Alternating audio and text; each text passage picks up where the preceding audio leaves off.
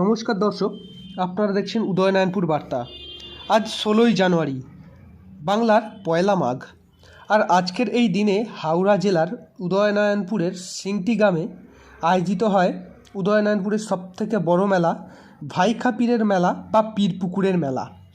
আনুমানিক 550 থেকে 600 বছর আগে সুদূর সৌদি আরব থেকে ধর্ম প্রচারের উদ্দেশ্যে 7 ভাই মিলে ভারতবর্ষে আসেন। তারপর সেখান থেকে বিভক্ত হয়ে বর্ধমানের, কলকাতায়, হুগলি ও হাওড়া সহ রাজ্যের বিভিন্ন স্থানে এরা বসতি স্থাপন করে। আর তাদের মধ্যে এক ভাই এসে বসতি স্থাপন করে উদয়নারায়ণপুরের সিংটি গ্রামে। এদের মূল উদ্দেশ্য ধর্মপ্রচার। আর সেই ভাই খায়ের মৃত্যু হয় এই উদয়নারায়ণপুরের সিংটি গ্রামেই। সেই দিনটিকে উপলক্ষ করেই এই মেলার আয়োজন হয়। আর এই মেলায় একটি বিশেষত্ব হলো নতুন আলুর দম। যেহেতু এই মেলা মাঠের মাঝে ও আলু ক্ষেতের পাশে হয়, সেই জন্য চাষিরা এই সময় নতুন আলু খুলে সেই আলুর দম তৈরি করে বিক্রি করা হয়, যা প্রতি বছর এই মেলাকে এক অনন্য মাত্রায় নিয়ে যায়। এই মেলাকে অনেকে আলুর দমের মেলাও বলা হয়ে থাকে। এছাড়াও এই মেলায় সুদূর কাকদ্বীপের কাঁকড়া স্পেশাল এক ঐতিহ্য এবং মাটির পুতুল, মাছ ধরার জাল সহ একাধিক উপকরণ এই মেলাকে এক অনন্য স্থানে পৌঁছে দিয়েছে। এই মেলা দেখার জন্য হাওড়া, হুগলি, বর্ধমান, কলকাতা, মেদিনীপুর সহ রাজ্যের বিভিন্ন স্থান থেকে বিভিন্ন ধর্মাবলীর মানুষ এসে উপস্থিত হয় ও মাজারে পুজো দিয়ে থাকে। এই মেলা ভাইখায়ের উদ্দেশ্যে চালু হলেও এই মেলা কখনোই মুসলমানদের ছিল না। এই মেলায় মুসলমানরা ছাড়াও হিন্দু, খ্রিস্টান ও বিভিন্ন ধর্মাবলীর মানুষ এসে এই মেলাকে এক মিলনক্ষেত্র হিসেবে গড়ে তুলেছে। আমরা শুনে নেব এখানকার মাজারের দেখাশোনা যিনি করেন সেই সিরাজ আলী খায়ের কিছু বক্তব্য। দেশে দেখে না, উনি মারা গেছেন, সেই থেকে নিয়ে মেলা শুরু। কে উনি? কে? এই বাবা ভাইখা। আচ্ছা, ভাইখা কে ছিলেন? ভাইখা আরবিয়ান। হ্যাঁ, আরবিয়ান, আরব থেকে এসেছিলেন ভাই আর বোন আরব থেকে এসেছিলেন, ওরা এখানকার লোক নয়। আচ্ছা, ওনারা যে এখানে এসেছেন, হ্যাঁ, অ্যাকচুয়ালি মানে ওনারা কী প্রসঙ্গে এসেছিলেন? ওরা ছোটোবেলায় চলে এসেছে 7 ভাই 7 জায়গায়।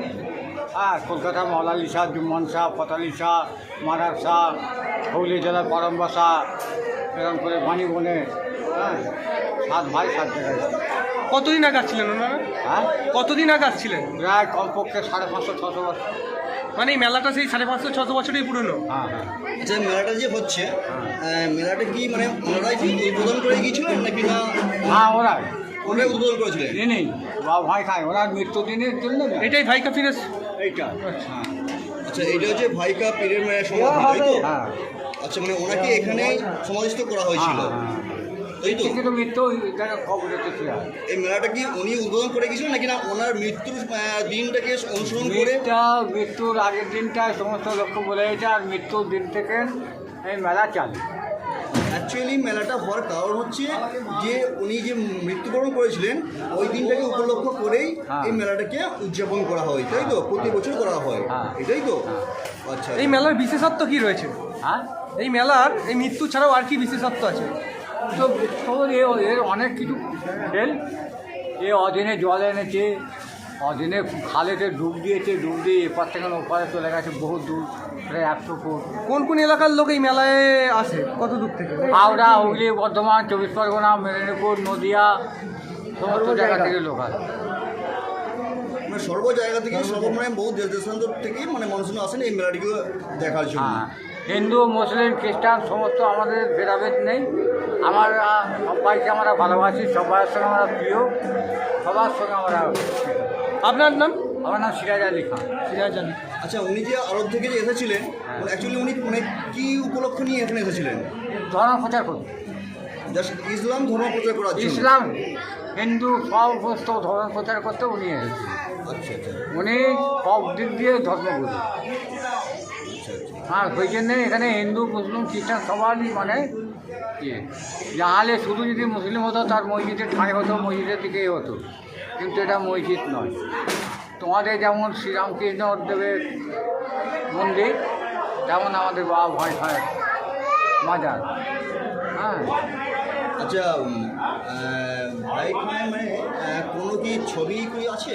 না, আমাদের কোনো লোকের কোনো ছবি নেই। আমরা মারা গেলেও আমাদের কোনো ছবি নেই। জাস্ট মানে আপনাদের তো জাস্ট মানে সমাবেশই করা হয়। ওই সমাধিতই শেষ, আমাদের ছবি দেখতে নেই। আমাদের মুসলমানদের ছবি কাকুকে দেখি, বেঁচে থাকার ছবি, কিন্তু মৃত কালের ছবি নাই। কেউ কিন্তু সাহায্য করে, এক মিনিট বলুন।